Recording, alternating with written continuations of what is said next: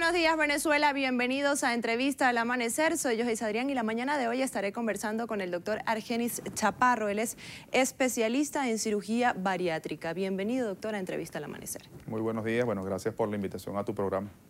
Vamos a comenzar la conversación el día de hoy, doctor, despejando un mito. Muchas personas creen que la cirugía bariátrica está indicada únicamente para personas obesas. Y en conversaciones anteriores usted me decía que también se puede indicar en pacientes que tengan un diagnóstico de diabetes tipo 2, precisamente para controlar esta patología.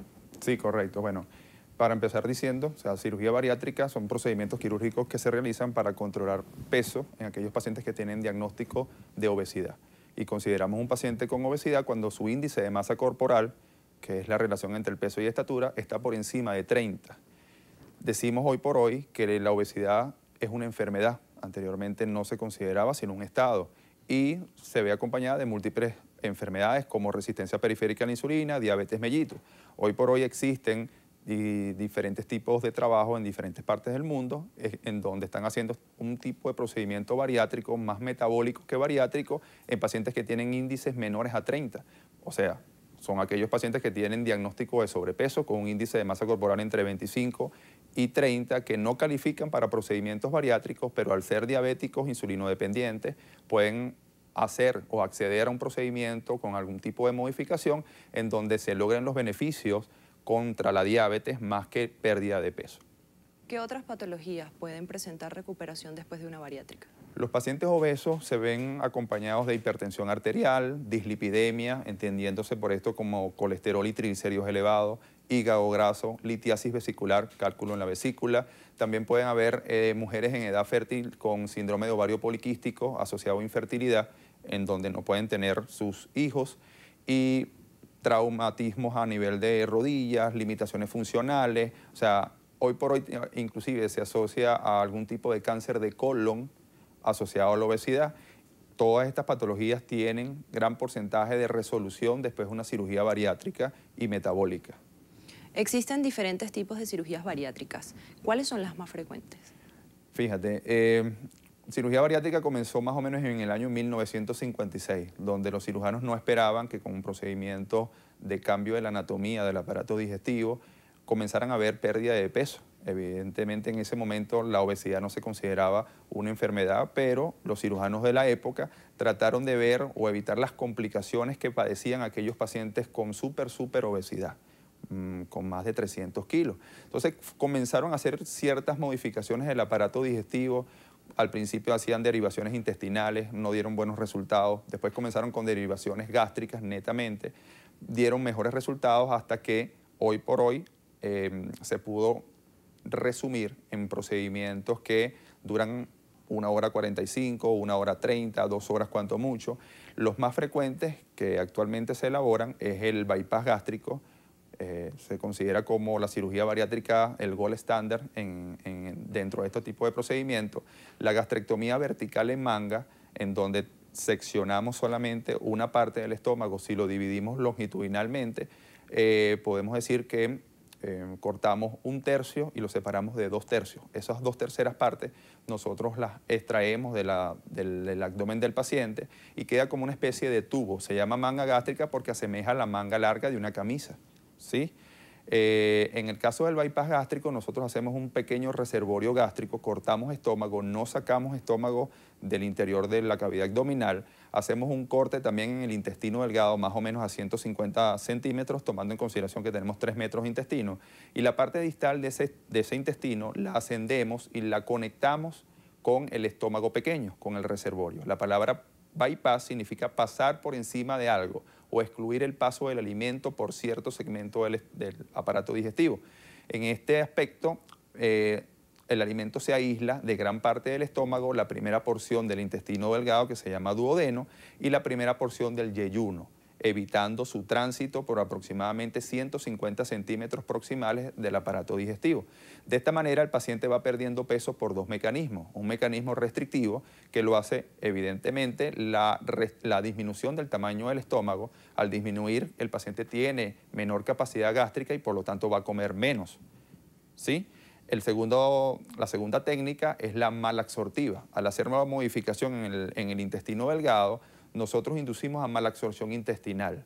Es un evento netamente mecánico. Si tenemos 3 metros de intestino donde se van absorbiendo los alimentos, pero ahora le estoy permitiendo que pasen solamente por 1,5 metros, la cantidad de grasa que se va a absorber es menor. Entonces el cuerpo va a comenzar a tomar los depósitos de grasa que se encuentran en diferentes partes del cuerpo, van a depletar la grasa y va a llegar un momento en que su peso se va a estabilizar teniendo un peso adecuado para la estatura de cada paciente. ¿Cómo sería la preparación previa de un paciente para una bariátrica en cuanto a acompañamiento psicológico, nutrición, quizás exámenes cardiovasculares? Sí, siempre le comento a los pacientes que acuden a la consulta que la cirugía bariátrica no es similar a otros procedimientos. Por ejemplo, un paciente que tiene un dolor en hipocondrio derecho, nosotros hacemos un eco, vemos que tiene cálculo en la vesícula, planificamos una cirugía que es una colecistectomía, lo hacemos por laparoscopia, el paciente egresa y por lo general muchos pacientes no regresan a la consulta. En el tema de cirugía bariátrica es fundamental la evaluación preoperatoria. Todo paciente tiene que ser sometido a ser evaluado por un grupo de médicos multidisciplinarios. Tiene que ser visto por un cardiólogo para ver cómo está ese corazón, si el paciente tiene o no tiene hipertensión arterial, que previamente puede ser tratado antes de la cirugía. Tiene que ser visto por un neumonólogo que le hace unas pruebas respiratorias. Determinamos si existe o no una patología asociada a la obesidad, que es la apnea obstructiva del sueño, muy frecuente en los pacientes. El endocrino ve todas las hormonas, desde la glándula tiroidea, también asociada con hipertiroidismo, glándula pancreática, cómo está la insulina, cómo está el cortisol plasmático a las 8 de la mañana y a las 4 de la tarde. Y así vamos también pasando por el gastroenterólogo. El gastroenterólogo le realiza una endoscopia digestiva superior para ver cómo está ese estómago antes de ser operado. Es fundamental para nosotros ver cómo está ese estómago. Hay pacientes que de repente tenían una lesión sospechosa y nunca habían tenido manifestaciones clínicas y en esa endoscopia aparece un tejido que se le toma muestra, se envía a anatomía patológica y en muchos casos ha resultado una patología tipo cáncer gástrico.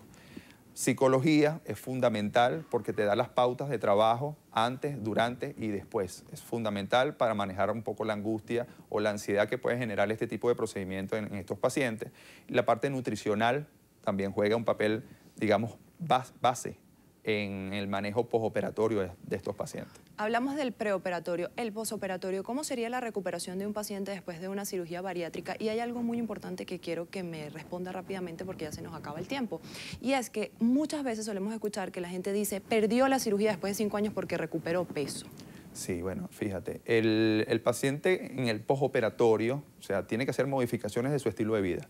Un hábito alimentario distinto, el paciente por lo general los primeros días es una dieta líquida, luego del día 23 pasamos a una dieta blanda y posteriormente comenzamos con una dieta sólida al mes. Carne, pollo, pescado. Las comidas no tienen que ser insípidas, o sea, tienen que tener un buen sabor, buena sazón, buen gusto, buena presentación. El paciente tiene que disminuir la cantidad de alimentos que consume en cada comida, pero aumentar el número de comidas durante el día. O sea, sustituir el gran volumen con el aumento del número de veces que consume. Cuando te refieres a que hay pacientes que pierden la cirugía, no, realmente no es que pierden la cirugía, sino que no han mantenido estos hábitos durante largo tiempo y estos pacientes en ellos puede existir una hipertrofia o hiperplasia del tejido gástrico, recordando que el tejido gástrico es músculo liso y así como vamos a un gimnasio y ejercitamos con el bíceps con una mancuerna, si nosotros vamos comiendo ciertos alimentos, puede haber crecimiento gástrico y al cabo de un tiempo el paciente puede reganar peso. Por lo general, entonces, eso lo manifiestan como perdí la cirugía. No, no perdiste la cirugía, sino que no hiciste los cambios o no mantuviste los cambios que había iniciado para mantenerte en el tiempo. Gracias por acompañarnos en Entrevista al Amanecer. Muchas gracias a ustedes por la invitación. Muchísimas gracias, Venezuela, por acompañarnos en Entrevista al Amanecer en minutos, en la emisión matutina de su noticiero Venevisión a las 7 en punto, Primer Contacto.